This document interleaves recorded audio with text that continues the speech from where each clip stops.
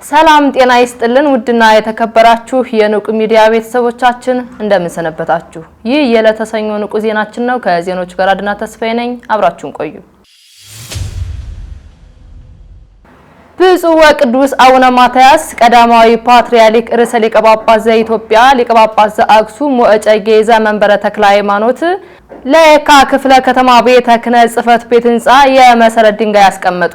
ደቀ መዝሙር ኢሳያስ ዝርዝር አለው። በአዲስ አበባ ሀገረ ስብከት የየካ ክፍለ ከተማ ቤተ ክህነት ቢሮና ሁለገብ ህንጻ መገንቢያ ቦታ ላይ በብፁዕ ወቅዱስ አቡነ ማትያስ ቀዳማዊ ፓትርያርክ ርዕሰ ሊቃነ ጳጳሳት ዘኢትዮጵያ ሊቀ ጳጳስ ዘአክሱም ወእጨጌ ዘመንበረ ተክለ ሃይማኖት ቦራኬ የመሰረት ድንጋይ ተቀምጧል። የአዲስ አበባ ሀገረ ስብከት በየካ ክፍለ ከተማ ኮተቤ ገብርኤል እየተባለ በሚጠራው አካባቢ ለክፍለ ከተማ ቤተ ክህነቱ ለጽሕፈት ቤትና ለተለያዩ አገልግሎቶች የሚውል ህንጻ መገንቢያ ቦታ ከከተማ መስተዳደሩ ተረክቧል። ቦታውን ባርከው የመሰረት ድንጋይ ያኖሩት ቅዱስ ፓትርያርኩ ልማት ለቅድስት ቤተክርስቲያን አስፈላጊ መሆኑን አሳስበዋል። በመርሃ ግብሩ ላይ ብፁዕ ቅዱስ አቡነ ማትያስ ቀዳማዊ ፓትርያርክ ርዕሰ ሊቃነ ጳጳሳት ዘኢትዮጵያ ሊቀ ጳጳስ ዘአክሱም ወእጨጌ ዘመንበረ ተክለ ሃይማኖት፣ የአዲስ አበባ ሀገረ ስብከት ሊቀ ጳጳስ ብፁዕ አቡነ ሄኖክ፣ ብፁዓን አበው ሊቃነ ጳጳሳት፣ የጠቅላይ ቤተ ክህነት የተለያዩ የመምሪያዎች የሥራ ኃላፊዎችና የመምሪያ የሥራ ኃላፊዎችና ሰራተኞች፣ የአዲስ አበባ ሀገረ ስብከት ዋና ስራ አስኪያጅ፣ የክፍለ ከተማ ቤተ ክህነቱ ዋና ስራ አስኪያጅ፣ የአድባራትና ገዳማት አስተዳዳሪዎች፣ ሊቃውንት፣ ካህናትና ዲያቆናት እንዲሁም ዘማሪያን ተገኝተዋል። ይህ ቦታ ሀገረ ስብከቱ ከከተማ መስተዳደሩ ከተረከባቸው 4 ቦታዎች አንዱ ሲሆን በቀጣይም የሚረከባቸው ቦታዎች እንዳሉ ተገልጿል። አገልግሎት ለእግዚአብሔር ራስ ምቹ አድርጎ ማቅረብ ነው ሲሉ የቀድሞ የማህበረ ቅዱሳን የጉቢ ጉባኤ በዓላት አስታወቁ። ተጨማሪ ያለ አቶ ሰይፈ ሚካኤል አገልግሎት በእግዚአብሔር ፍቃድ የሚጀመር ነው ያሉ ሲሆን በግቢ ጉባኤ በነበሩበት ወቅት ባሳለፉት ጊዜ በሕይወት ከበዙ ነገሮች በመጠበቅ በርካታ ጥቅሞችን አግኝቼባቸዋልም ሲሉ ገልጸዋል።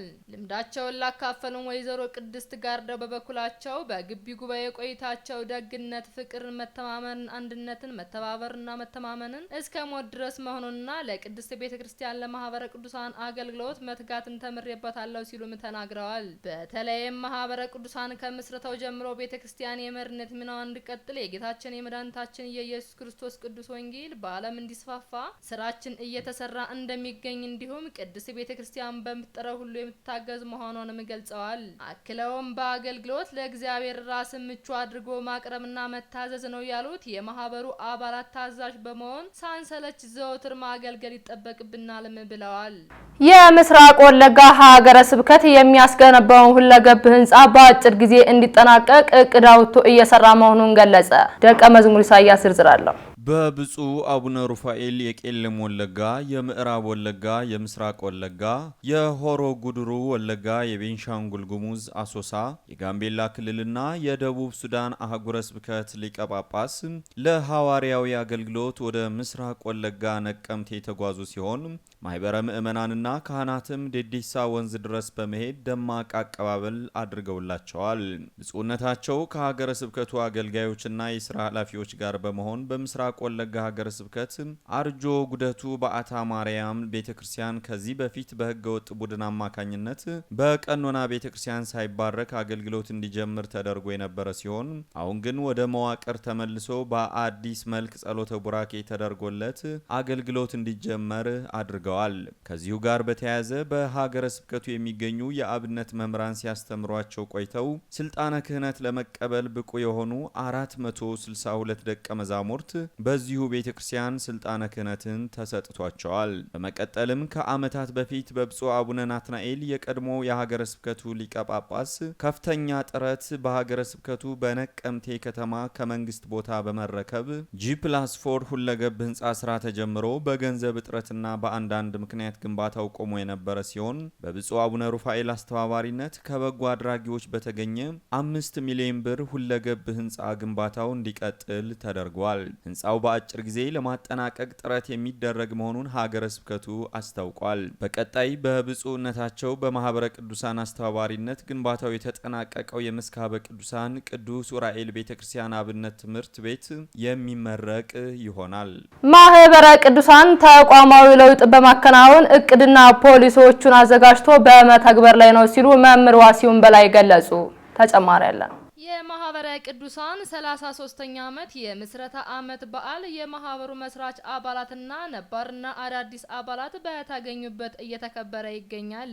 መምህር ዋሲሁን በላይ የማህበሩ ዋና ስራ አስፈጻሚ በመክፈቻ ንግግራቸው እንዳሉት ማህበሩ በቅዱስ ሲኖዶስ ፍቃድ ተሰጥቶት ከተመሰረተበት ከ1984 ጀምሮ በ33 ዓመታት ጉዞ ውስጥ ቅድስት ቤተክርስቲያን ተልእኮዋን ለመደገፍና የመሪነት ሚናዋን ስትወጣ ለማየት በርካታ ተግባር እያከናወነ ይገኛልም ብለዋል። አክለውም ወጣቶች በሃይማኖትና በስነ ምግባር እንዲጎለብቱ ኦርቶዶክሳውያን ተማሪዎችም በኮሌጅና በዩኒቨርሲቲያቸው በስርዓተ ትምህርት እያስተማረ ነው ሲሉ በገዳማትና በኮሌጅ ዘላቂና ጊዜያዊ ፕሮጀክት እየተከበሩ ናቸው ሲሉም ተናግረዋል። ማህበሩ ለምዕመናንና ለቤተክርስቲያን ድምጽ ሆኖ ለመቀጠል በሚዲያው ዘርፍ በመረጃ ምንጭነት እያገለገለ እንደሆነ ዋና ስራ አስፈጻሚ ያነሱ ሲሆን በሀገሪቱ ለተከሰቱ በሰው ሰራሽና በተፈጥሯዊ አደጋዎች ምክንያት ለተገዱ ገዳማትና አብያተ ትምህርት ቤቶችና ለኢትዮጵያ ወገኖቻችን ውጤታማና የማህበራዊ ድጋፍም አከናውኗል። ማህበረ ቅዱሳኑ ተቋማዊ ለውጥ በማከናወን ስልታዊ እቅድና ልዩ ልዩ ፖሊሲዎችን አዘጋጅቶ በመተግበር ላይ ነው ያሉት መምህር ዋሲሁን በተጨማሪ የቅድስት ቤተክርስቲያን የ10 ዓመት መሪ እቅድ ዘመኑን የዋጀ መልኩ ተግባራዊ እንዲሆን የበኩላቸውን ጥረት እያደረጉ እንደሆነም ጠቁመዋል። አያይዘው አሁን ባለው የዓለም አቀፍ ችግር ጋር በተያያዘ ገዳማትና የአብነት ትምህርት ቤቶች እንዲሁም ምዕመናን በገጠማቸው ፈተናዎች ጥሪ ላይ በመሆናቸው ሁላችንም ልናግዛቸው ይገባልም ብለዋል። ብፁዕ አቡነ ጎርጎሪዮስ ካልእን ስራህን ስራ ያሉትን ቃል መርሃ ግብር በማድረግ ሁላችንም በጋራና በትብብር ቤተክርስቲያንን ተልእኮዋን እንዲሳካ በአንድነትና በአገልግሎታችንና በመንፈሳዊ ህይወታችን መትጋት አለብን ሲሉ መልእክታቸውንም አስተላልፈዋል። ግንቦት 4 ቀን 2017 ዓ.ም ከንቁ ሚዲያ ያደረስላችሁ ዜናዎች እኒን ይመስሉ ነበረ። ቀሪዎቹን ከቀሪ የመርሃ ግብሮች ጋር አብራችሁ ቆዩ እያልን ከወዲሁ ተሰናበትናችሁ። ሰላም እግዚአብሔር ከእናንተ ጋር ይሁን። ቸር ሰንብቱ። ንቁ ኦርቶዶክስ ተዋህዶ የጸሎትና የንስሐ መርከብ ማህበር በእግዚአብሔር ፈቃድ በወንድማችን የኔነ ተስፋዬ አስተባባሪነት ከተመሰረተ ጊዜ ጀምሮ ከሚሰጣቸው ዘርፈ ብዙ መንፈሳዊ አገልግሎቶች መካከል የሐዋርያዊ አገልግሎትና ያሬዳዊ ዝማሬዎች አንዱ ነው።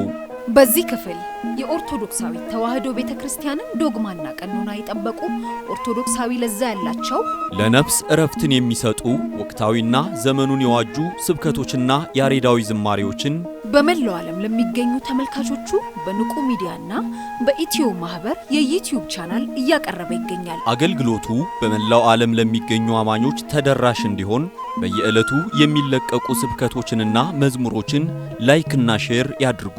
እንዲሁም የዩቲዩብ ቻናላችንን ሰብስክራይብ በማድረግ የዚህ ታላቅ አገልግሎት ባላሻራ ይሁኑ። ንቁ ሚዲያ ርቱ የቤተ ክርስቲያን ልሳን